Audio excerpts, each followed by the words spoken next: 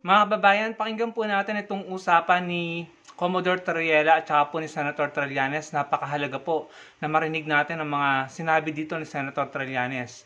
Importante po na malaman natin ito dahil ito po yung nagpapabukas sa isip nating mga Pilipino kung ano po talaga yung totoong kulay ng mga Duterte. Ni Duterte at ng mga anak niya. Pakinggan po natin. Mga bank accounts na to, sir, na pinangahawakan mo 10 years ago Yeah. at na-confirm ng AMLAC nung mga nakaraang buwan, parang na-vindicate ka dito, sir. Dahil ang sabi ng mga trolls, for so many years, etong si Senator Trillanes, wala nang binanggit, kundi ang bank account na yan, na ang hirap namang ma-prove. And then, all of a sudden, sir, na-prove ito ng AMLAC na truly existing, may pera, napasukan ng pera. So, what do you feel now, sir, na after 10 years no ng mga BPI accounts na to na hanggang ngayon nasa iyo pa rin yung mga printed copies na to, anong pakiramdam mo, sir, na na-vindicate ka? Siyempre, I appreciated that, ano. But since day one, alam namin na totoo yun. It was just a matter of time na lalabas yun, katotohanan. So eventually nga na-confirm. Pero hindi pa kami pwedeng magbunyi, ano, kasi we're still in the middle of the fight, eh. Kailangan to talaga matuluyan sila. Kasi ito yung aspeto na pinagkakatago-tago nila sa kanilang mga supporters, ano, 'di ba? Sinasabi nila simple lang yung mga Duterte, kumakain sa karinderya, natutulog sa kulambo, ganon. Pero dito bilyones yung pera, eh. Hindi lang 'yon, galing pa sa illegal na droga. Yun yung pinakang ano niya, calling card niya na galit siya sa droga. Kaya yun yung mabigat na katotohanan na hindi malunok din ng mga supporters niya na naniwala sila, eh. Parang guguho yung mundo nila pagka totoo yung sinabi ko, eh. Kaya they need to believe na hindi ito totoo. Pero yung mga moderate supporters niya, marami nang namulat. Talagang things have changed. Yung mga kapit na lang talaga is yung mga diehard. Kasi yun na nga, pagka ang alternative pag totoo yung mga sinabi ko, all this time, parang guguho yung mundo nila, alam mo yun? Ayaw nila yun, eh. Parang, sige na, they'll just pretend hindi totoo lahat yan. Ito na lang si Tatay Digong. Some of the bank accounts na inilabas mo, sir, also named Vice President Sara Duterte doon sa mga BPI accounts na yun, sir. Actually, joint account sila. Yun yung pagkakamali ni Digong. Kung hindi sila joint account, hindi magagamit yun ngayon sa impeachment. Pero joint account sila. So makikita mo yung pasok ng pera, 40 plus million, 50 plus million every 6 months, eh. So ganun yung nangyari. Dividendo ito. Dividendo. Tapos early on, makikita mo, bawat anak, may Joint account, sir? Hindi. Binibigyan ng pera. Ito lang po yung masasabi ko dyan, mga kababayan. Simula po noong 2016, sumulat sa pool, yan po ay sinuwalat na ni Senator Trillanes patungkol sa ill-gotten wealth ni Duterte, patungkol po sa mga di umano'y pagtanggap ng mga anak niya ng pera, malalaking halaga ng pera, regular na tumatanggap mula sa di umano'y D-Lord, mga kababayan. Hindi nagbabago ang stand at statement ni Senator Trillanes from 2016 up to now, 2026, at naniniwala ako hanggang sa maparusahan ang dapat maparusahan. Hindi po nagbago at hindi nagbabago ang statement, ang mga sinasabi ni Senator Trillanes laban po sa mga Duterte. Hindi po nagbabago, hindi nagre-recant si Senator Trillanes, hindi bumabaliktad kahit sinasampahan po siya ng kaso ng kampo ng mga Duterte. Dahil naniniwala po ako, kagaya ni Senator Trillanes, totoo ang mga sinasabi niya na kumpirma ng AMLA or ng AMLAC at meron pong mga dokumentong ipinakita. At kahit mismo yung mga Duterte, yung magkakapatid na Duterte, hindi ito itinanggi. Wala po akong narinig sa kanila na itinanggi or sinabing hindi totoo ang mga paratang ni Senator Trillanes. Hindi po nagbago yan from 2016. Pare-pareho ang sinasabi ni Senator Trillanes. Isang dekada na nga po, mga kababayan, eh. 10 taon ang sinasabi ni Senator Trillanes yan, hindi niya binabago, yun at yung pa rin ang pinaninindigan niya. At unti-unti po, mga kababayan, napapatunayan ni Senator Trillanes, lalo na ngayon na magwi-witness siya sa impeachment trial ni Sara Duterte, magwi-witness si Madriaga, at naandyan na po ang mga ebidensya, mga bank transaction, financial records, tax records ni Sara Duterte at ni Mans Carpio. At sa tingin ko, pati yung kay Duterte, kasi joint account yung kay Sara Duterte at kay Rodrigo Duterte, sa tingin ko, mabubulat-lat po yan. Diyan po natin mapapatunayan na totoo ang sinasabi ni Senator Trillanes. Can you imagine, kahit sinampahan ng kasong libel si Senator Trillanes, hindi siya nag-recant, hindi siya bumabaliktad, hindi siya nagbabago ng statement. Unlike sa mga alipores ni Duterte, yung 18 Marines, yung mga vloggers nila, yung mga propagandista nila, kapag sinabi ni Senator Trillanes, sasampahan ko kayo ng kaso dahil nagkakalat kayo ng kasinungalingan, ayun, mga kababayan, nagdi-delete sila ng kanilang mga posts, kanya-kanya silang linis ng kanilang mga posts, ng kanilang mga page, kanya-kanya silang taguan. So, kitang-kita po natin dito kung sino yung mga nagkakalat ng kasinungalingan at malamang sa malamang, obviously, yung mga vloggers at propagandista at yung mga mapanirang kakampi ni Duterte dahil sila po hindi nila kayang panindigan eh. Wala silang naipakukulong, hindi sila nagsasampa ng kaso, wala silang napatunayan sa mga paninirang ginawa nila labang kay Senator Trillanes at sa iba pa. Wala silang napatunayan. Naging maswerte lang si Duterte laban kay former Senator De Lima dahil siya ang presidente. Kaya pinagtripan niya si former Senator De Lima pero napatunayan sa korte, inosente si former Senator De Lima. Si Trillanes, hindi nila kaya.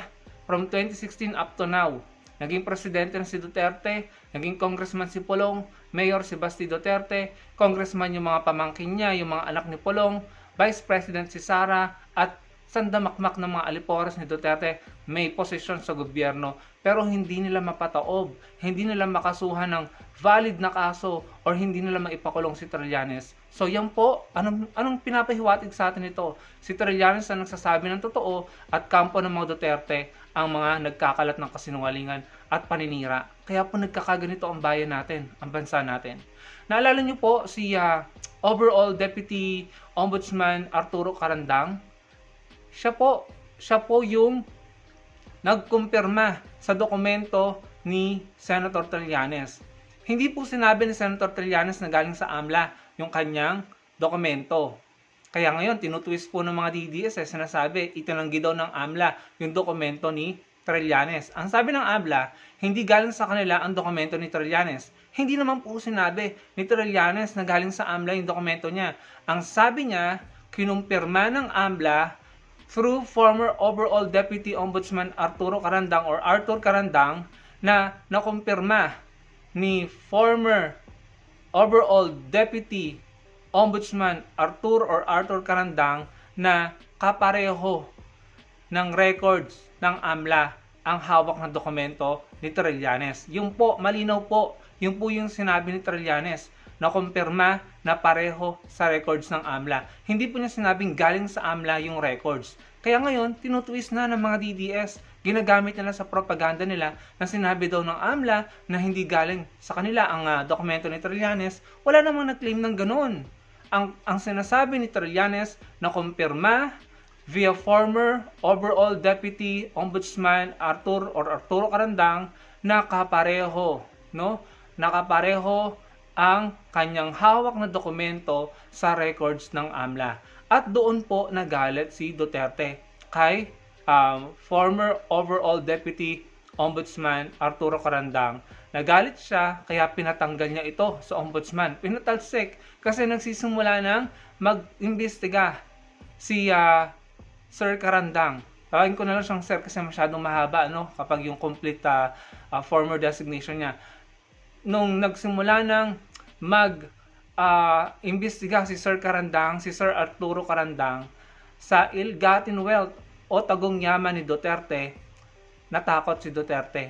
Pinatanggal niya ito at ito si Martires ay nag-issue ng cease and desist order laban kay Carandang para hindi na makapagpatuloy sa trabaho. Pero recently, nagdesisyon ng Supreme Court at dinismiss or pinawalang bisa, ginawang null and void, invalid ang naging desisyon ni Duterte at ni Martires laban po kay former overall Deputy Ombudsman Arturo Carandang. Kaya lahat po ng sasahurin at benepisyo ni Sir Arturo Carandang ay matatanggap niya simula nung panahon na siya tinanggal sa posisyon kahit hindi siya nakapagtrabaho, babayaran ng gobyerno dahil sa kapalpakan at dahil sa ginawang maling desisyon ni Duterte at ni Martires. Pinagtripan nila si Sir Carandang kasi nga natakot itong si Duterte na maisuwalat ang mga ill-gotten wealth niya na hanggang ngayon ay pinaninindigan ni Senator Trillanes. Kaya ngayon, unti-unti na po natin nalalaman na napakahalaga ni Senator Trillanes sa pagpapaalam sa ating mga Pilipino ng katotohanan patungkol sa mga Duterte. Ang dami pong nabudol, ang daming naloko, ang daming nalinlang ni Duterte at ng kanyang mga alipores. Ang daming umamin na nagsisisi na dati galit sila kay Senator Trillanes, na dati sila ay iniinsulto nila si Senator Trillanes, pero ngayon hangang-hanga sila kay Senator Trillanes at nagsorry, nagsisi, at ngayon matindi ang galit nila kay Duterte dahil niloko sila ni Duterte, nilinlang sila ni Duterte, at nabudol sila ni Duterte. Pero ang mahalaga dito, nalalaman po nating mga kababayan, nating mga Pilipino ang katotohanan patungkol sa mga bahong tinatago ng mga Duterte.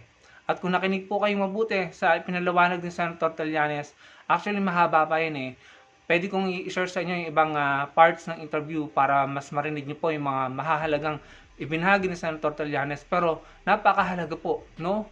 Nang sinabi ni Senator Trillanes, nagpapanggap sila sa akin pong pagkakaintindi ang kampo ni Duterte. Silang mag-anak, nagpapanggap na galit sa bawal na gamot or sa droga, kaaway ng mga addict, mga pusher at mga D-Lord. Pero anong ginawa ni Duterte nung natuklasan ng magnetic lifter na nasangkot ang anak niya si Pulong pati ang kanyang manugang na si Man Scarpio? Nagpa-imbestiga ba siya sa dalawang yon? Hindi. Ang napanagot at nakulong yung maliliit na tao. Tapos meron siyang economic advisor na di umano'y involved sa kalakaran ng illegal na droga. Tapos, nung panahon din niya, nagpalaya. Panahon ni Duterte presidente siya, nagpalaya ng 4 na convicted Chinese drug lord, mga kababayan. Saan pa nakakita? Galit sa mga pusher, addict, at pinoproject niya na galit siya sa mga drug lord. Pero, paano nakalaya? Bakit niya pinayagang makalaya yung 4 na convicted Chinese drug lord sa panahon ng sinasabing kamay na bakal at presidenteng galit sa droga? Anong kalokohan yan? Hindi po ba? Tapos, itong mga sinuwalat ni Senator Trillanes na di umano'y tumatanggap ang pamilya ni Duterte ng mga dirty money mula sa D-Lord, bakit hindi harapin or bakit hindi tayo nakakarinig ng pagtanggi ni Duterte, kanyang mga anak, sa mga isinuwalat ni Senator Trillanes? Ano ang totoo? Malalaman na po natin yan, mga kababayan, malapit na, naniniwala ako.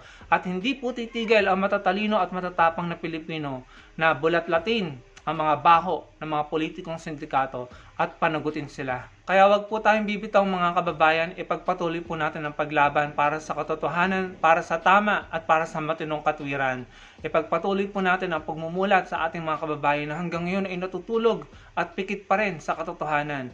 Dahil kung tayo po ay hihinto, malulugmok po tayo pare-pareho. Kaya ipagpatuloy po natin, may momentum po tayo na nararanasan na kapag pinagpatuloy natin ang laban na ito at na-maintain natin ang momentum laban sa kasamaan at sa mga maling tao sa gobyerno, laban sa mga sindikatong politiko, kapag naipagpatuloy natin ito, dadating ang panahon, magwawagi tayo pare-pareho at magkakaroon tayo ng magandang bukas at magandang Pilipinas.